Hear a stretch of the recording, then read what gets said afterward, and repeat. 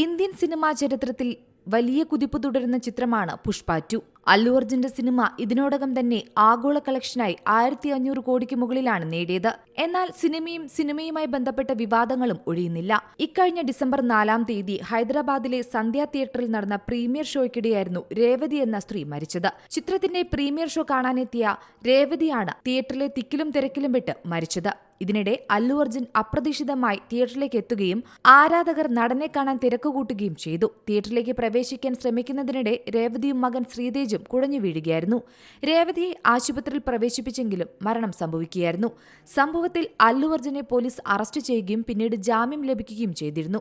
ഈ വിഷയത്തിനു ശേഷം അല്ലു അർജുനെ വിടാതെ പിന്തുടരുകയാണ് വിമർശനങ്ങളും വിവാദങ്ങളും. ഇപ്പോഴിതാ അല്ലു അർജുൻ നായകനായ പുഷ്പ 2 എന്ന പുതിയ ചിത്രവുമായി ബന്ധപ്പെട്ട വിവാദങ്ങൾ തുടരുന്നത്. സിനിമയിലെ ദമ്മുന്റെ പട്ടുകൊര എന്ന് തുടങ്ങുന്ന ഗാനം ഇപ്പോൾ യൂട്യൂബ് ഉൾപ്പെടെയുള്ള പ്ലാറ്റ്ഫോമുകളിൽ നിന്നും നീക്കം ചെയ്തിരിക്കുകയാണ്. അല്ലു അർജുൻ ആലപിച്ച ഈ ഗാനം ഡിസംബർ 24-ാം തീയതിയായിരുന്നു യൂട്യൂബിൽ റിലീസ് ചെയ്തത്.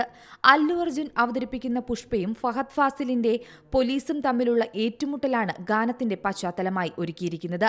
ഗാനത്തിന്റെ വരികളിൽ ധൈര്യമുണ്ടെങ്കിൽ തന്നെ പിടികൂടൂ എന്ന തരത്തിൽ പുഷ്പ ഫഹദ് ഫാസിലിന്റെ കഥാപാത്രത്തെ വെല്ലുവിളിക്കുകയാണ്.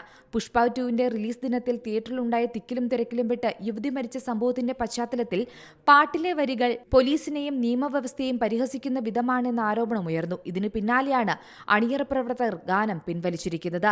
ഇത് എന്താണ് പുഷ്പയ്ക്ക് സംഭവിക്കുന്നത് എന്നാണ് ഇപ്പോൾ ആരാധകരും ഉറ്റുനോക്കുന്നത്. Entertainment desk, C Malayalam news.